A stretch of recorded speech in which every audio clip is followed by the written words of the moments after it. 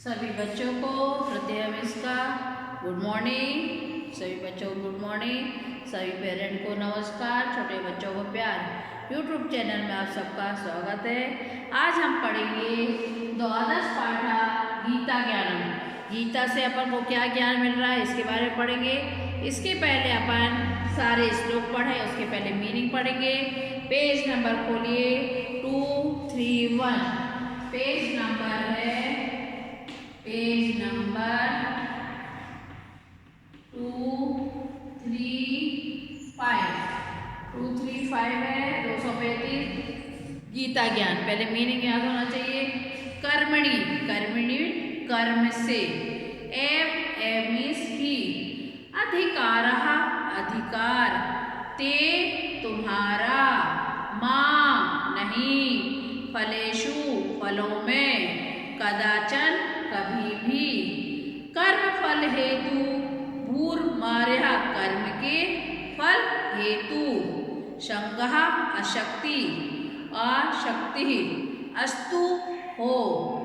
अकर्मणि कर्म न करने में। योग स्थः योग में स्थिर हुआ। कुरु करो। कर्मणि कर्मों को। त्यक्त्वा छोड़कर प्रत्यय है। धनंजय अर्जुन। सिद्ध सिद्धियों सिद्ध और असिद्ध में।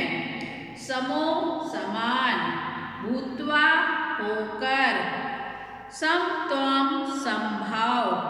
योग योग। उच्चन्ते कहा जाता है। तस्मात् इसलिए। आशक्ता आसक्ति से रहित। सततम निरंतर लगातार। कार्य कर्म कर्तव्य कर। समाचार आचरण करो। हान चर कर कर्म करता हुआ। पुरुषः मनुष्य। परमा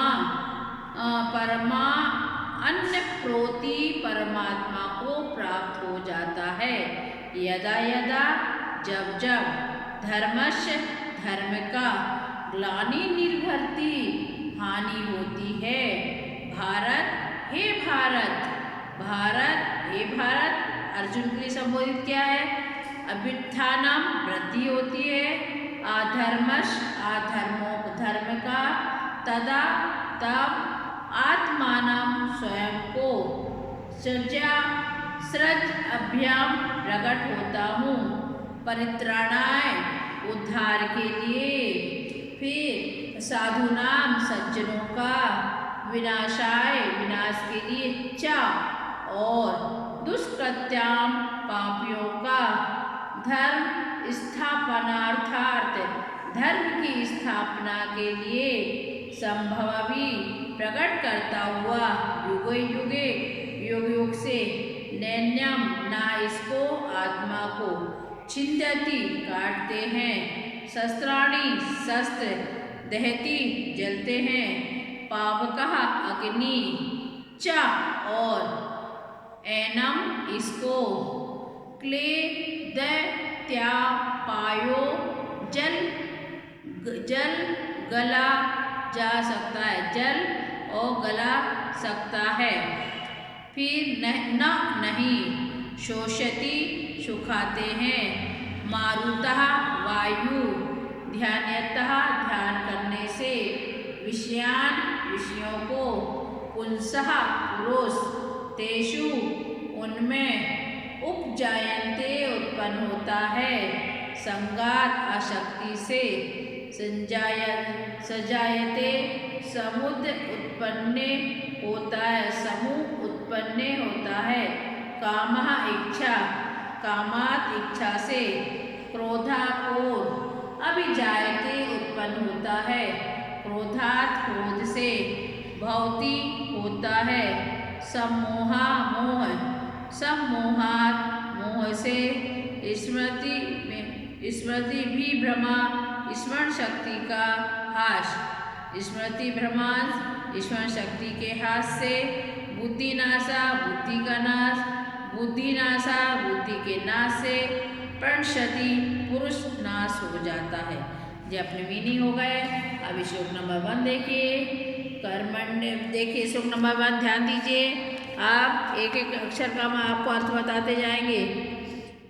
कर्मण्येवाधिकारास्ते मा फलेषु कदाचन माँ कर्म फल हेतु भूव्या ते संगो एस जैसे तो उसको आ का होगा यूज अस्त तुम कर्मणि कर्म करना। इसमें श्री कृष्ण जी अर्जुन से बहुत बतला रहे हैं कर्म करने पर तुम्हारा अधिकार है।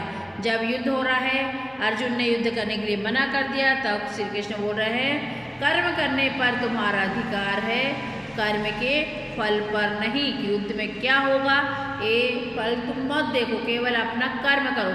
फल में कर्म की इच्छा बिना कर्म की चिंता के बिना तुम कर्म करते रहो तथा तुम्हारा काम क्या है कर्म करने हैं। कर्म के प्रति तुम काम ना करने के प्रति भी आसक्त नहीं होना कि तुम्हें यह काम नहीं करना है, ऐसा निश्चित नहीं करो, आसक्त मत हो। कर्म करना तुम्हारा काम है, कर्म करते रहो, फल की इच्छा नहीं करो और कर्म ना करने के प्रति तुम आसक्त मत हो।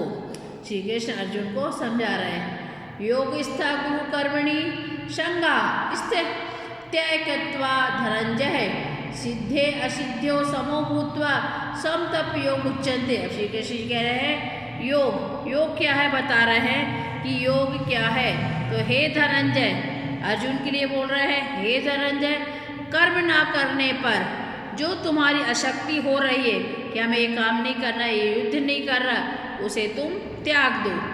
सिद्धि असिद्धि से मैं अपनी बुद्धि को समान रखो। ये काम अच्छा है, ये काम करा है, इसके प्रति तुम अपनी बुद्धि को कैसा रखो समान रखो और कर्म करो।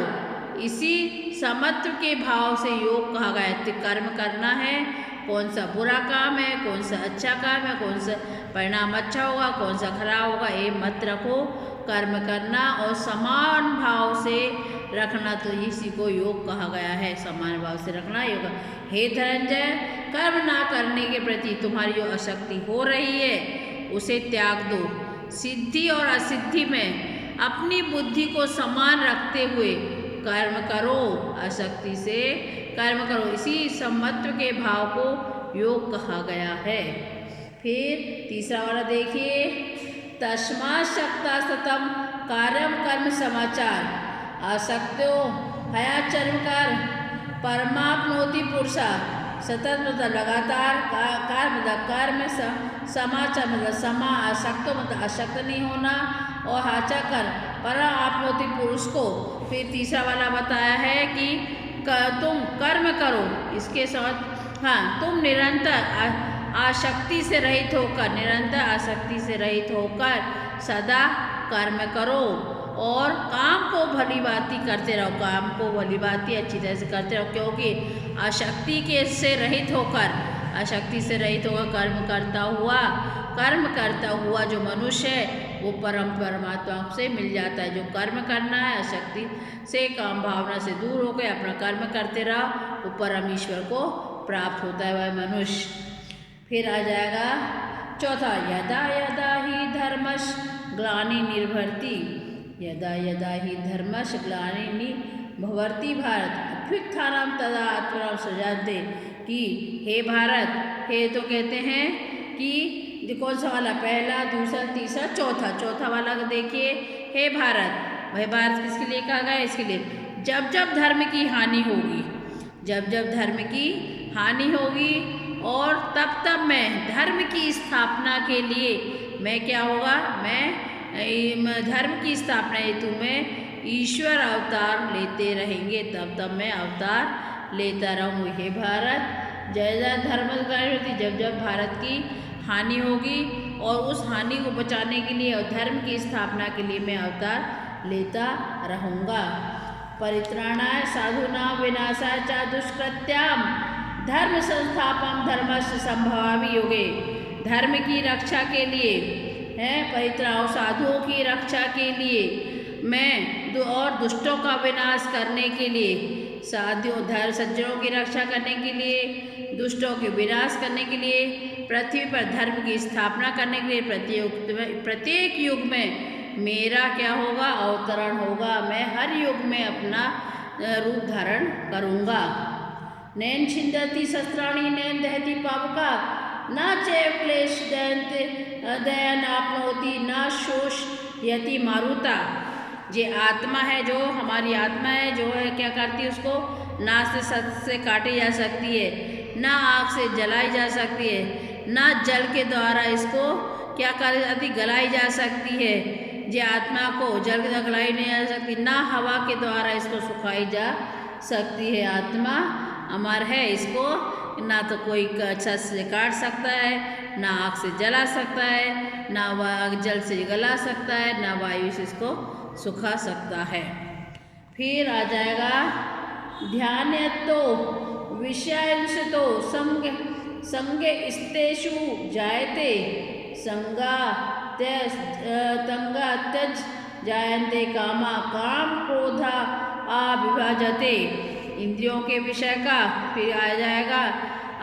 फिर जो हमारी इंद्रियां, 5 इंद्रियां हैं, इंद्रियों के विषय का ध्यान करते हुए मनुष्य को उन विषयों में आसक्ति हो जाती है। इंद्रियां जो है बहुत जल्दी कहीं भी भाग जाती है, पकड़ नहीं सकते, और आसक्ति की कामना में उत्पन्न हो जाती है। और इसमें आसक्ति की जब कामना हो जाती है तो मनुष्य को जो अपना कार्य नहीं हो पाता उसे क्रोध होता है। क्रोध से क्या होता है, सारी क्रोध उत्पन्न हो जाता है। क्रोध से अपना सारा क्या हो जाता है, वो मन बेकार हो जाता है, ज्ञान भी बेकार हो जाता है जगह।